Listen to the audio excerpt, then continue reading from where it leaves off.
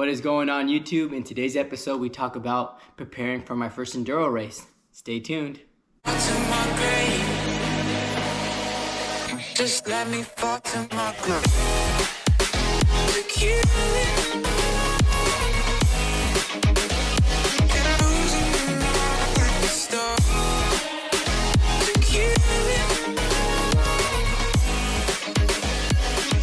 Just let me fall to my grave.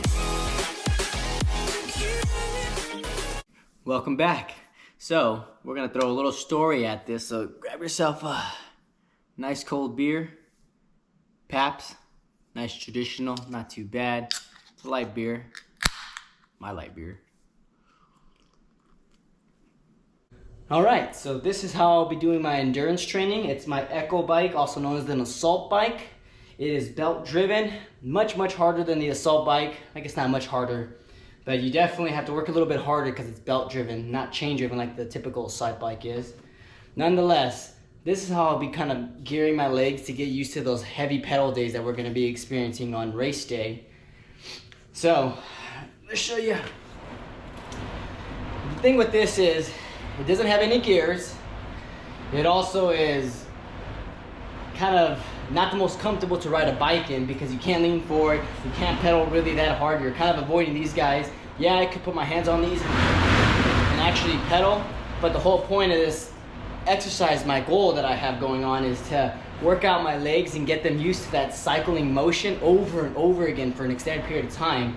This calculates my miles. If I start to use my arms to pump, it's gonna pick up the miles even faster, and I really don't want to cheat. I want my legs to get used to this pedaling motion.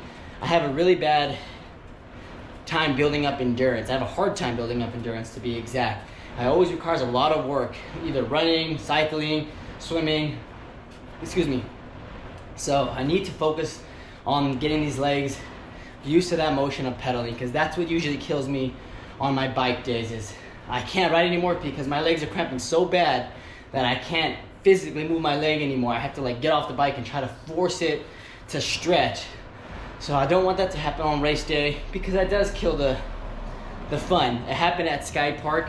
I was having a blast riding up. The cramps were so bad I still kept riding. I had to actually stop, pull over off the trail and stretch my leg because I could not pedal anymore. And it ruins the fun, it cuts the day short. I don't really get very many long days to ride bikes. So when that happens, it's really frustrating. So long story short, I work 6 days straight. They're night shift from 6:30 with my new job, 6:30 to 7 in the morning. I come home, I sleep till 2, and then I spend time with my family, my wife and my son. And it'd be very selfish for me, at least, because it's 6 days in a row to just go in the garage and work out. And so I cut my losses and I spend time with my family, even knowing that I'm not going to be able to build up my endurance, or it may actually decrease my endurance. So be it. My family comes first. So my goal is to work my way up into, let's talk like this. My goal is to work up to 15 miles.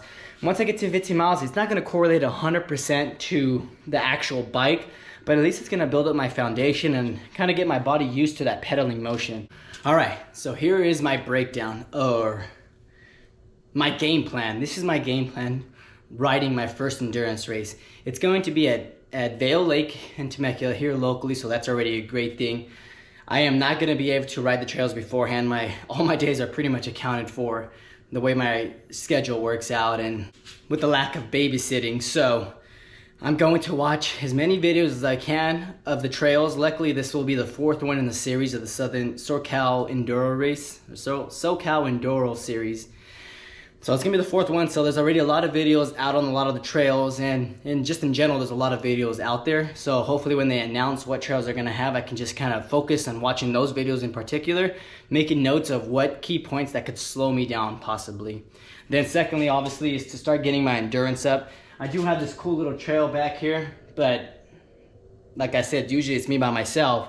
So I do put my son on my shotgun seat, but he can only ride for so long before he gets tired or sore saddle, or I don't want to push him too far. So honestly, that really only gets me one full lap, which is about a mile. So I really don't get that benefit of pushing my legs. I really can't improve my skills with him on there. And so I'm gonna have to rely a lot on the skills I have, which aren't very many to begin with, but that's what I have to do.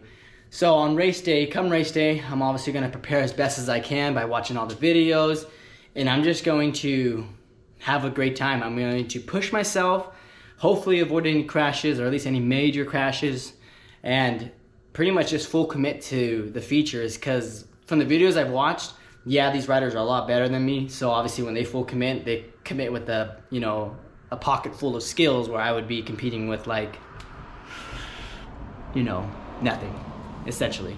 So I'm going to full commit, and hopefully I can, you know, utilize the skills that I've watched other riders have and kind of implement them in my riding style. Staying loose on the bike, I know it's a really good thing. I always watch riders when they're riding and the bike is just swimming in between their legs, and I know I'm a lot stiffer and I have to focus on looking ahead, but this is mostly why I record myself, so I can see myself ride and know what I need to improve on. Having my head up, looking ahead at the trail, especially that most of these trails I'll be physically riding them blind. Yeah, I watch tape on the trails, but I haven't ever ridden them.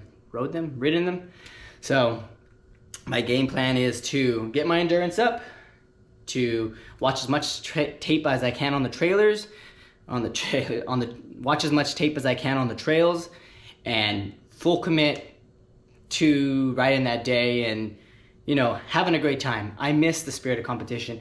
People may ask, why are you competing if you're not even able to ride the trails? But honestly, I love to compete. I've always competed my entire life. In high school, I ran track, and that sport is more of on your own. You're competing with other people, but you're also competing against yourself, and that's how powerlifting was for me. That's how enduro racing is for me, at least. It looks that way. That, yeah, there's other people around you that you're competing against, but you're really competing against yourself. And I love to push myself. That's why I love to powerlift. I love to see how much weight I can put up. And yeah, I compete against other people that are in my weight class, but essentially it's just myself that I'm competing with, how far I can push myself. And I've always loved to push myself. So that to me is why I want to compete. For the spirit of competition, the camaraderie of having all other competitors around you, making great conversations, meeting cool people, and just, you know, having an exciting race day, having fun, meeting everybody and talking to just other riders who have the same passion as I do. So here laid out in front of you is what I'm going to be wearing on race day. Well, I'll go ahead and break it down. I'm going to go with the 510 Freeride Pros. These are the Prime Blue. They're the same as the other Pros. They just have, I guess, recycled waste. They just have recycled plastics. They work just as good. They seem great, and, you know, they're a good cause. I really like that. American flag theme to go with the gloves. Just a little match. If I have it, why not? G-Form X2. I've had these since... These are the first pair of knee pads I've worn for the last 2.5 years. I've been wanting to replace them to the E-Line, which I have here, the E-Line G-Form. They're the hard shell, since I do a lot of falls and I go big most times. Nice having that hard shell, but these haven't failed me yet, so it's hard for me to replace them if they're done so well. These are the AT Plus pants in copper tone. They look sweet. I've been using these already for about maybe 3 weeks, 4 weeks now. I've gone on a couple rides with them. They're super comfortable. They have a good amount of stretch and play in them. And honestly, I like them a lot. They're durable. I've had one fall on them so far. It wasn't a big fall. It was just kind of my front tire slid in front of me and I just kind of tumbled and rolled over. But they're holding up great. They hand up jersey because, you know, you got to have a jersey on race day.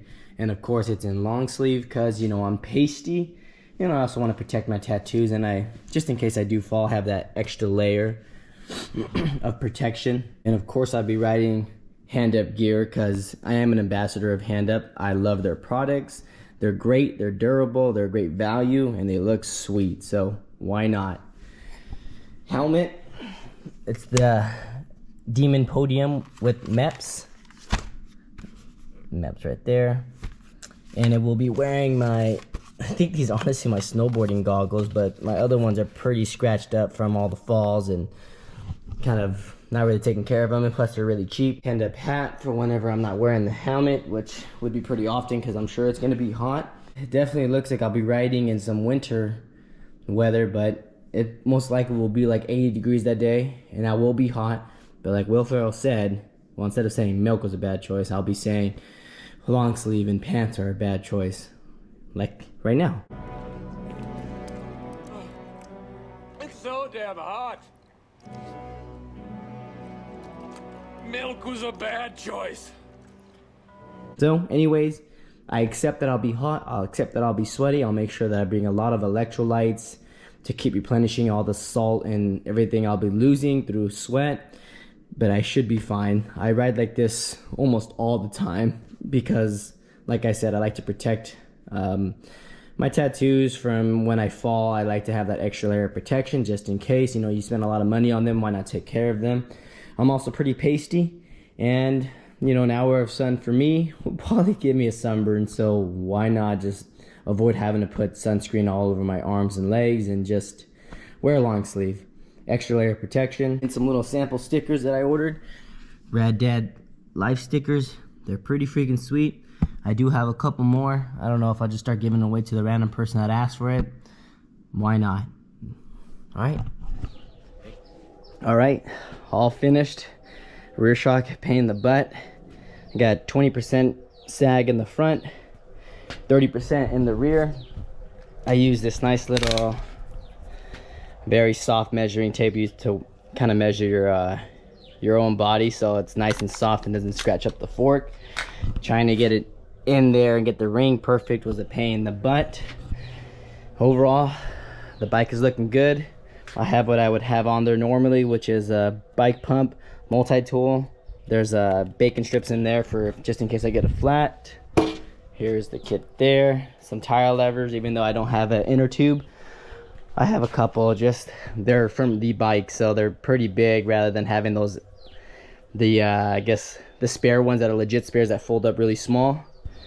But overall, the bike is looking good. Got some rad little stickers back there. Rad Dad Life, Rock Shocks, MRP, you know, representing. Handlebars looking good. These are still 800 millimeters. It's a little long, but honestly, I have my hands right about here. That's exactly where it would be normally, so it's not that big of a deal for me. I plan on putting carbon bars on there anyway, so then I'll cut them.